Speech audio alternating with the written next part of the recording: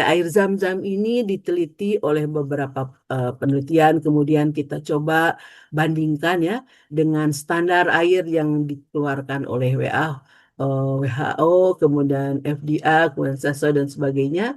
Dan di sini terlihat bagaimana air zam-zam itu kenapa makanya disebut dengan air yang termurni di dunia, begitu ya.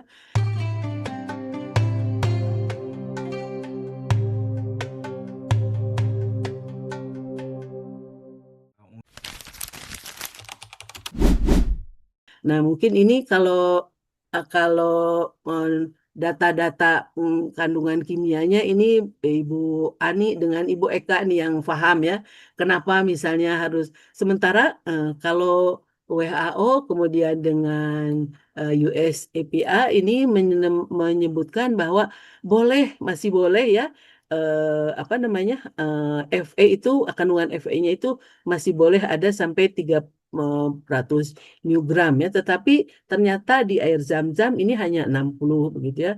Kemudian Cu juga padahal kita tahu Cu juga kan itu logam berat juga ya Bu Ani ya. Nah, ini di air zam-zam ini hanya 40. Kemudian ada lagi apa ya? Sulfat ini ya. Nah, jadi kalau ingat kalau bilang sulfat itu ya asam sulfat ya, nitrat ya ini Bu Ani ya, NO3 ini kandungannya untuk di air zam-zam 31,60. Nah, makanya kenapa penting gitu kan bagi ibu hamil dan sebagainya Bapak Ibu. Alhamdulillah ya, ini sebetulnya yang apa namanya keajaiban ya dari air zam-zam. Ya, jadi air zam-zam eh, ada dua hasil penelitian ya eh, standar untuk air zam-zam ini.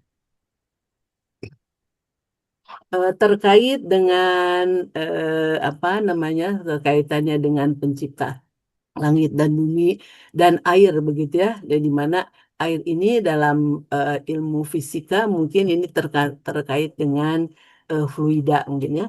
Tapi akan sedikit saya coba bacakan, Bapak Ibu mohon dimaafkan kalau salah ya Pak Hasan.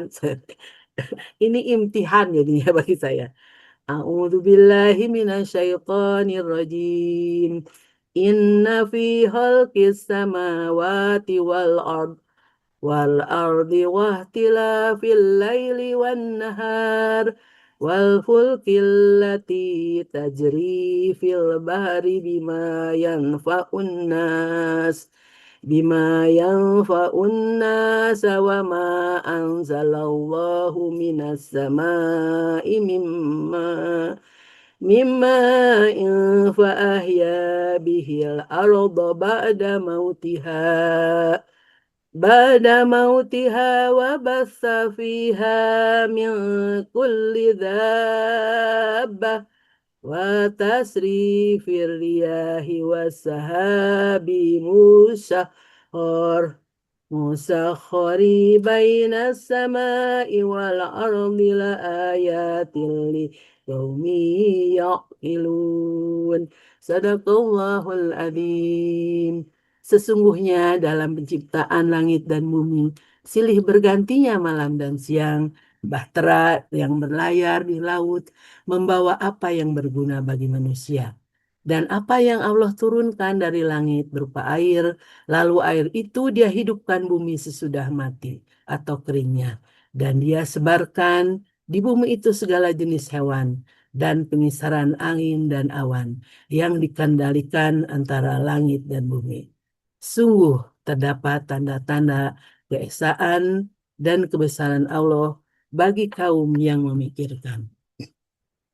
Jadi mungkin sebetulnya bukan kesimpulan ya Bapak Ibu, tapi sudah kebiasaan kan ya. Jadi tidak ada yang tidak mungkin bagi Allah Subhanahu wa taala, walau bagi manusia itu ada hal yang mustahil. Dan keberadaan air zam-zam merupakan salah satu bukti otentik tentang salah satu kebesaran Allah Subhanahu wa taala, di mana di daerah gersang tanpa pepohonan dengan curah hujan yang rendah dapat tersimpan sumber air tanah yang berlimpah dan tidak pernah habis sepanjang masa. Allah Subhanahu wa taala telah mendesain keadaan alam yang bagi manusia begitu rumit menjadi sesuatu yang mudah, itulah bukti akan kebesaran Allah Azza wa Jalla. Subhanakallahumma wa bihamdika asyhadu an la ilaha illa anta astaghfiruka wa atubu ilaihi. Ya Allah. Demikian mungkin Bapak Ibu, mohon dimaafkan eh, salah hilafnya karena saya masih belajar terus sama Pak Ustadz Hasan dan Bapak Ibu semuanya. Di sini banyak guru-guru saya, Bapak Ibu. Alhamdulillah.